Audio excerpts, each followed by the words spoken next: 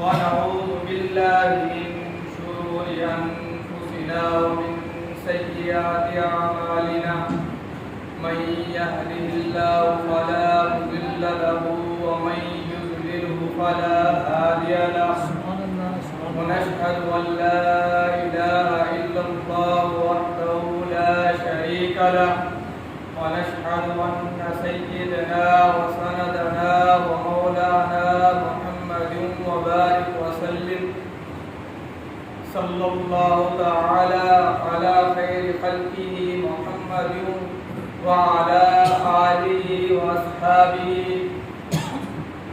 یا الہی صدیق سا ایمان پیدا کر یا الہی صدیق سا ایمان پیدا کر عمر فاروق جیسا جری انسان پیدا کر جہاں گم ہو حیا وہاں عثمان پیدا کر علی المرتضی شیر خدا کی آن پیدا کر یا الہی مسلمان کو نئے سرے سے مسلمان پیدا کر اما بعد اعوذ باللہ من الشیطان الرجیم بسم اللہ الرحمن الرحیم وقال اللہ تعالی فی مقام آخر نبی عبادی انی انا الغفور الرحیم وَإِنَّ عَذَابِي هُوَ الْعَذَابُ الْعَلِيمُ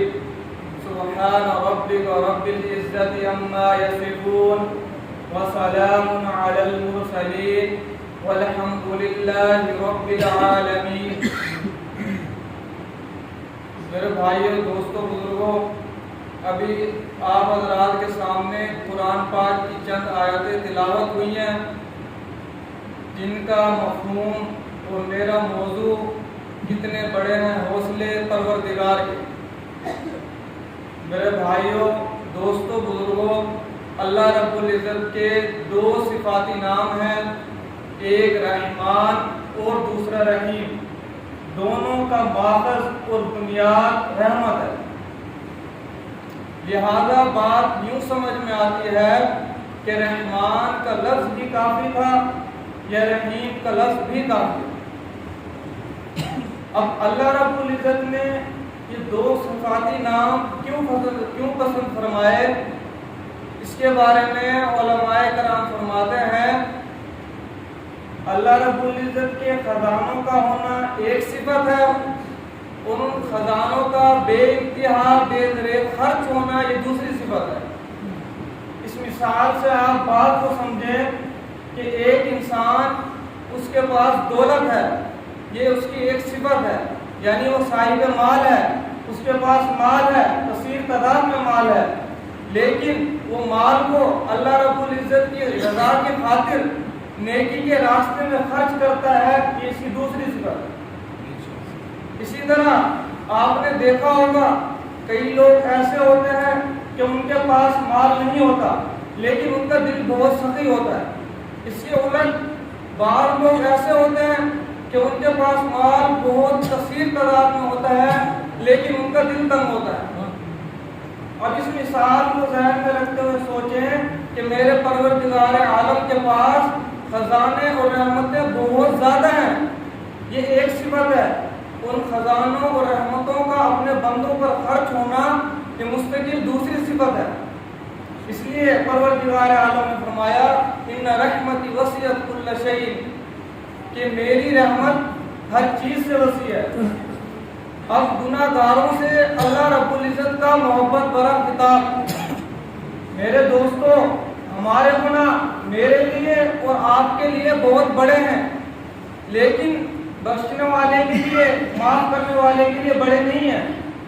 ذرا توجہ کرنا، اللہ رب العزت نے فرمایا نبی عبادی انی انا الغفور الرحیم، کہ میرے بندوں کو بتا دو میں بخشنے والا اور رحم کرنے والا ہوں۔ اب ایک شخص اپنے مال کو خرچ کرتا ہے تو اپنے کسی غلام کو کہتا ہے یا اپنے کسی نمائندے کو کہتا ہے کہ لوگوں کو اطلاع دو۔ اب اطلاع دینے کا مقصد کیا ہوتا ہے کہ میں اپنے مال کو خرچ کر رہا ہوں۔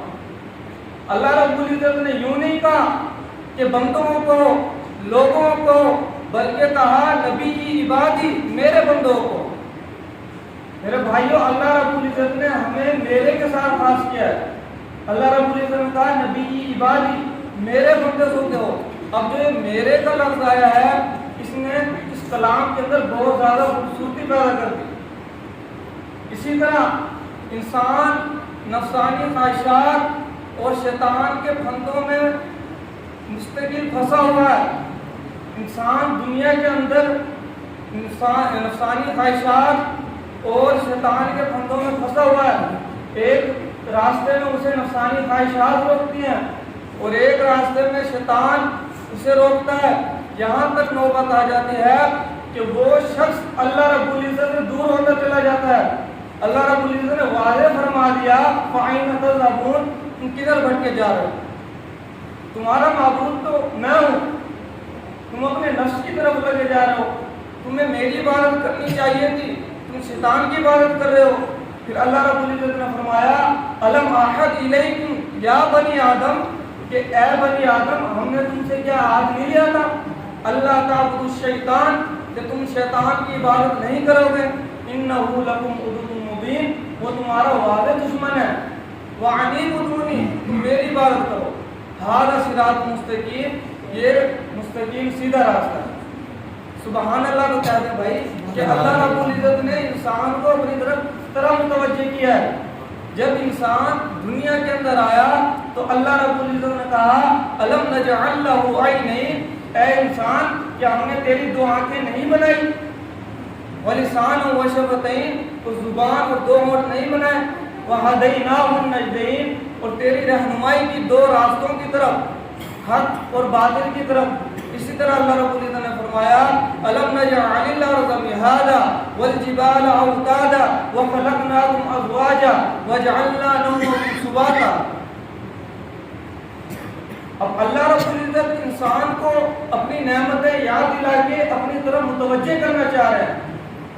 اب جب انسان متوجہ نہ ہوا، اللہ رب العزت نے اتنی نعمتوں کا تذکرہ کیا، انسان کی بے رخی ہوئی، تو اللہ رب العزت نے بھی فرما دیا قتل الانسان ما اکفر، قتل کیا جب تو انسان کہ تو نے کفر کیا۔ پھر آگے فرمایا من ای شیء خلقہ، تجھے پہلے کس چیز سے کیا گیا، من نطفۃ، ایک گندے قطرے سے، خلقہ فقدر ثم السبیل یسر ثم اماتہ فاقبر ثم اذا شاء انشر۔ اللہ رب العزت قدم پر قدم اپنی نعمتیں گنواتے رہے، یہاں تک کہ اللہ رب العزت نے کہا وَإِن تَعُدُّوا مِن نِّعْمَتِ اللَّهِ لَا تُحْصُوهَا، اے انسان اگر تم میری نعمتوں کو شمار کرنا چاہے تو شمار نہیں کر سکے گا۔ یہ ہو گئی اعمال یعنی نعمتوں کا تذکرہ۔ اب اسی طرح اگر ہم اعمال میں سے لیں، نماز ہے، اور اللہ رب العزت نے ایک مرتبہ نہیں، دو مرتبہ نہیں، تین مرتبہ نہیں، بلکہ 700 سے زائد مرتبہ فرمایا نماز پڑھو، نماز قائم کرو۔ اور ہمارا حال یہ ہے کہ ہم اللہ رب العزت کے حکم کو بھولے ہوئے ہیں۔ آج ہم جو پیچھے ہیں، آج ہم کاروبار میں ہر چیز میں پیچھے ہیں، وہ یہی ہے کہ ہم نے اللہ رب العزت کے حکم کو اپنے پس پشت ڈال دیا ہے اور دنیا کے حکم کو اپنے سامنے رکھا ہے۔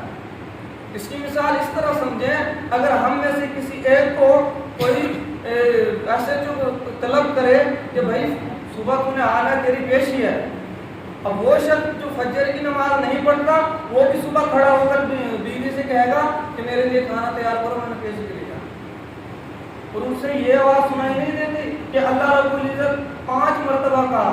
اللہ رب العزت کو پتا تھا انسان بھولنے والا ہے، اس لیے اللہ رب العزت نے 5 مرتبہ صدا لگائی حی علی الصلاۃ حی علی الفلاح، آؤ کامیابی کی طرف۔ آج ہمارے پیچھے رہنے کی وجہ یہی ہے، ہم نے دنیا کے کاموں کو مقدم کیا ہے اور اللہ رب العزت کے کاموں کو مؤخر کیا ہے۔ اب یہ جو نماز ہے یہ عام نہیں ہے، میرے پیارے نبی یہ ہمارے لیے تحفہ لے کے آئے تھے۔ اس کی مثال اس طرح سمجھے، ناراض بھی نہ ہونا، اگر ہم میں سے کسی کا عزیز و اقارب مثال کے طور پہ سعودیہ سے یا دبئی سے کوئی چیز لے کے آئے اور ہمیں اس کی اتنی قدر ہوتی ہے بھائی وہاں سے لایا، اور ہمیں یہ نظر نہیں آ رہا کہ ہمارے پیارے نبی میراث سے ہمارے لیے نماز لے کر آئے، یہ نماز کا تو، اور آج ہماری نماز کی طرف سستی ہے۔ میرے بھائیوں آج ہمارے پاس وقت ہے، موقع بھی ہے، آج ہم اس وقت اور موقع کو غنیمت سمجھے۔ یاد رکھیں جب آنکھ بند ہو جائے گی تو پھر نہیں ہوگا کچھ بھی۔ اسی طرح اب ہمیں چاہیے کہ آج بہت اچھی محفل ہے، دل ہی دل کے اندر توبہ کر لیں۔ اللہ رب العزت بہت کریم ہے، اللہ رب العزت کے بہت ہی حوصلے ہیں کہ اللہ رب العزت نے انسان کو اپنی نعمتوں سے نوازا ہے، پھر بھی انسان ناشکر ہے۔ آپ اپنے آپ میں توجہ کر لیں، پیشانی کے بالوں سے لے کر پاؤں کے ناخن تک اللہ رب العزت کی نعمتوں میں آپ جگڑے ہوئے ہیں۔ آپ اپنی آنکھوں کو تو دیکھیں، میرے بھائیوں ان سے پوچھو جن کے پاس آنکھیں نہیں ہیں، آپ اپنے کانوں کو تو دیکھیں جن سے سنتے ہیں، میرے بھائیوں ان سے پوچھو جن کے پاس کان نہیں ہیں، آپ کے پاس زبان ہے جس سے آپ بولتے ہیں، میرے بھائیوں ان سے پوچھو جو گونگے ہیں، جو بول نہیں سکتے۔ اس لیے آج ہمیں چاہیے کہ آج ہم پکی توبہ کر لیں، آج سے ہم پکے نماز کی پابندی کریں گے۔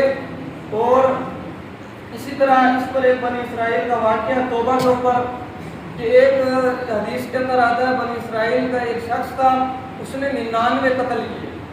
جب اس نے 99 قتل کیے، ایک دن اس کے دل میں کھٹک پیدا ہوئی کہ میں اب میری توبہ کیسے ہوگی، مسئلہ یہ ہے کہ میں نے تو 99 قتل کیے، میری توبہ کیسے ہوگی؟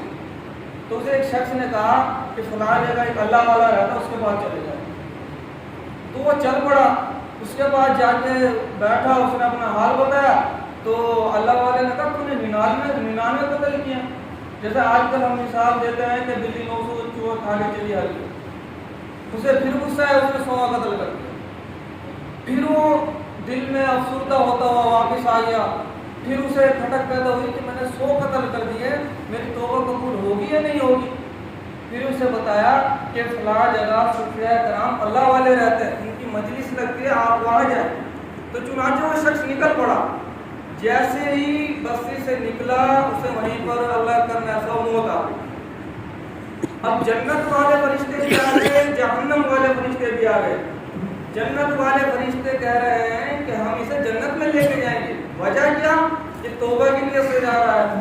اور جہنم والے فرشتے کہہ رہے ہیں نہیں، اس نے تو 100 قتل کیے ہیں، ابھی تو توبہ کی نہیں ہے۔ فرشتے آپس میں جھگڑنے لگے، تو یہ معاملہ اللہ رب العزت کے پاس گیا، تو اللہ رب العزت نے کہا فرمایا تم نہ جھگڑو، تم یہ دیکھو کہ یہ اس بستی کے قریب تھا، بظاہر تو وہ شخص اسی بستی کے قریب تھا جہاں سے وہ توبہ کی نیت سے نکلا، لیکن اللہ رب العزت نے فرشتوں کو کہا تم لائن لگاؤ، اگر یہ جس بستی سے گناہ کر کے نکلا ہے اس کے قریب ہے تو یہ جہنم میں جائے گا، اور اگر یہ توبہ والی بستی کے قریب ہو تو یہ جنت میں جائے گا۔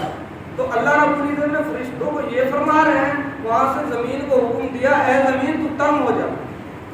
جب دیکھا تو وہ شخص گرتا گرتا توبہ والی بستی میں جائے گیا۔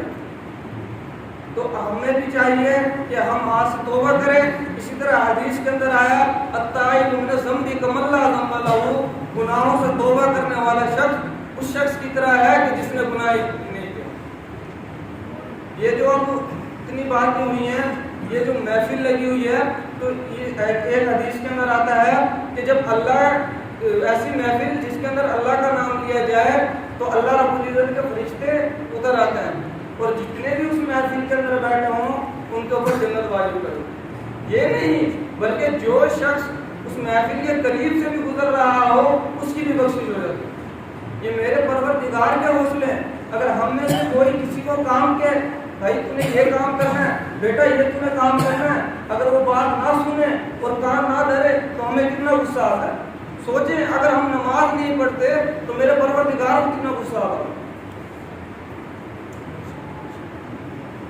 تو آپ حضرات سے یہی درخواست ہے کہ دلی دل میں بھائی توبہ کریں، اور توبہ کے کلمات کے لیے اپنے علماء کرام کے پاس جائیں، توبہ کے کلمات کہیں، پڑھیں. اللہ رب العزت جو کچھ کہا ہے سنا عمل کرنے کی توفیق عطا فرمائے.